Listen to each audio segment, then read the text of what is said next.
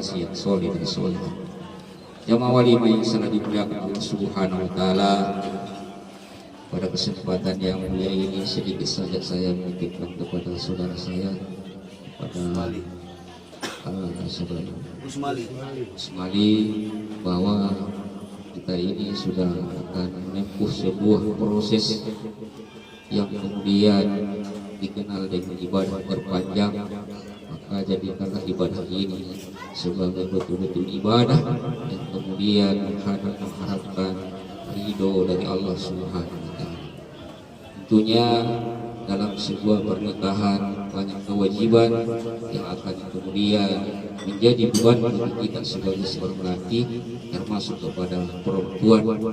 Maka tentunya dari sekian banyak kewajiban itu, izinkan saya mengingatkan, karena pada dasarnya senasamu akan tetapi barang itu sebanyak bahwa tentunya kewajiban kita sebagai laki-laki yang pertama adalah tentunya kita harus menyiapkan mahar, kemudian nafkah, baik nafkah berupa pakaian atau tindakan yang paling penting sebenarnya, karena terkadang kita sudah menyiapkan yang namanya pakaian, menyiapkan namanya pentingkan, dan terkadang nafkah batin, nafkah untuk menjadi bekal menuju surganya Allah Subhanahu wa taala yang terkadang kita lalaikan. Kita memenuhi segala kebutuhan duniawi dari istri dan anak-anak kita, dan terkadang kita lupa bahwa ada kebutuhan yang lebih substansi dari seperti itu. Ada kebutuhan yang akan kemudian akan dimintai pertanggungjawaban di sisi Allah Subhanahu wa taala. Olehnya itu, bagaimana sedapat mungkin itu kita sebagai seorang laki-laki mengantarkan anak keturunan kita, istri kita menuju kepada surganya Allah Subhanahu wa taala. Sebagaimana Allah Subhanahu wa taala berfirman bahwa jagailah dirimu dan keluargamu daripada siksa api neraka.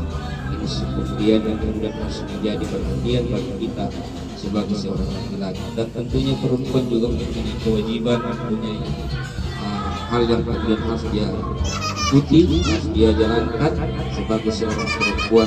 Karena sejatinya ketaatan seorang perempuan setelah ketaatan kepada Allah dan Nabi-Nya, ketaatan kepada suaminya. Apapun yang diperintahkan suaminya selama itu tidak bertentangan dengan hukum agama, tidak bertentangan dengan hukum perundang-undangan negara, maka wajib hukumnya seorang perempuan ikut kepada perintah suami. Jadi disinilah dibutuhkan yang namanya komunikasi.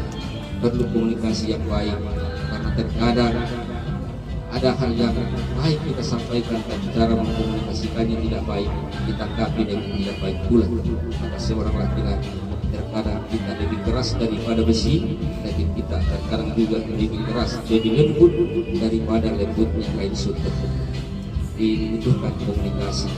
Kadang kita sebagai seorang pemimpin tinggi sekali anggota, kita merasa saya pemimpin rumah tangga, kenapa kau yang mengatur? Terkadang juga sebagai pemimpin rumah tangga, maka hendaknya kita menjadikan filosofi imam sholat pada saat dia salah, tidak pernah dia ngotot bahwa saya harus lanjutkan sholat saya, dia dengan ikhlas mundur atau dia dengan ikhlas diperbaiki. Kalau dia